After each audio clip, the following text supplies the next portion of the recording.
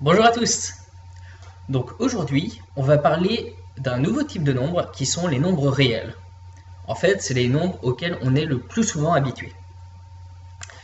Alors, petite remarque, si vous n'avez pas vu tout le reste de ce cours sur les différents types de nombres, je vous invite à aller sur learnian.net pour voir le reste du cours et voir tout le reste du cours de seconde ou de première ou de terminale ou plein d'autres cours encore. Voilà. Donc pour commencer cette partie, on va se poser une question. On va considérer l'équation suivante, x au carré est égal à 2, et on se demande, est-ce que cette équation admet une solution dans grand Q, l'ensemble des rationnels? Donc on se demande, x au carré égale 2, est-ce que ça a des solutions? Alors, la solution, ça serait x égale racine de 2. Voilà. Mais on avait vu que racine de 2 était pas rationnel. Enfin, on l'avait admis ça. On avait admis que racine de 2 était un nombre irrationnel, c'est-à-dire un nombre qui n'est pas rationnel. En fait, ça, on va le démontrer en annexe. Si ça vous intéresse d'essayer de trouver par vous-même pourquoi racine de 2 est irrationnel, il faut faire une démonstration par l'absurde et je vous laisse chercher.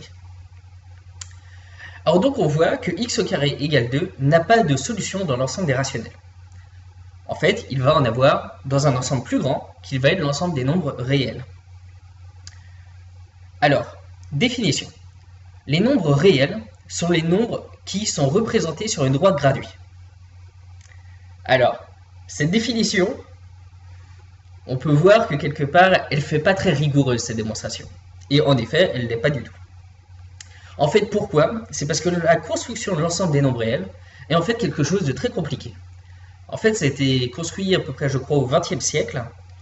Donc quand même assez tard, finalement, en maths. Et donc ça utilise des outils mathématiques qui sont complètement hors de notre portée en seconde, qui sont du niveau de la prépa. Et donc pour le moment, on va plus ou moins admettre que les nombres réels, ça correspond plus ou moins à une droite. Alors ici, on trace notre droite, et donc on va imaginer que chaque point va correspondre à un nombre réel. Donc par exemple, si je fais une longueur de 1 tiers ici, ça fait le nombre 1 tiers. Si je fais une longueur de racine de 2, eh ben, ça fait racine de 2. Si je fais une longueur de pi, ça fait pi. Voilà. Donc à tout point de la droite correspond un unique nombre réel, et c'est en fait l'abscisse du point sur la droite. Et à tout nombre réel correspond un unique point de la droite. Donc quelque part, on a identifié la droite avec les nombres réels. Donc voilà. Donc vous voyez qu'ici, on arrive à construire beaucoup plus de points finalement que si on prenait juste les rationnels, parce qu'on a réussi à mettre racine de 2 et pi par exemple. En fait, il y en a beaucoup plus que dans le grand Q, des points. Alors maintenant, petite question. Est-ce que R est l'ensemble de nombres le plus grand que l'on puisse imaginer? On va se demander donc, est-ce que R c'est le plus grand ensemble de nombres qu'on puisse imaginer? Alors en fait, oui et non. J'aurais plutôt tendance à répondre non. Alors, en fait, oui, tant que l'on place des nombres sur une droite.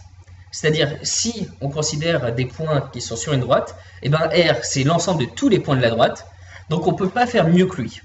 Quelque part, c'est le plus grand ensemble qui est représenté uniquement sur une droite. Par contre, on pourrait remarquer qu'il y a encore des équations qui n'ont pas de solution dans R. On va prendre l'exemple suivant. L'équation x au carré plus 1 égale 0. Est-ce que cette équation admet des solutions dans R? On se demande, x au carré plus 1 égale 0, ça veut aussi dire que x au carré égale moins 1. Mais x au carré égale moins 1, est-ce que ça a des solutions, ça? Le problème, c'est que si x est un nombre réel, x au carré, soit c'est un nombre positif fois un nombre positif, ça fait un nombre positif. Soit un nombre négatif fois un nombre négatif, et ça fait un positif. Donc x au carré est toujours positif. Et donc on voit que x au carré est égal à moins 1 n'a pas de solution dans R. Donc x au carré plus 1 égale 0 n'a pas de solution dans R. Mais cependant, on peut construire un ensemble plus grand dans lequel cette équation a des solutions. En fait, l'ensemble qu'on va construire et que les mathématiciens ont construit au fur et à mesure, c'est l'ensemble des nombres complexes grand C. Donc grand C, ce sera l'ensemble tel que x au carré plus 1 égale 0 admettrait une solution. Mais en fait, ces nombres complexes, en réalité, ne représentent pas des points qui sont sur une droite, mais représente plutôt des points qui sont sur un plan. Donc grand C sera un ensemble plus grand que R. Donc voilà, c'est un petit résumé sur les nombres réels. Alors je tiens à préciser qu'on n'a pas vraiment construit rigoureusement les nombres réels, parce que construire rigoureusement R serait hors de notre portée.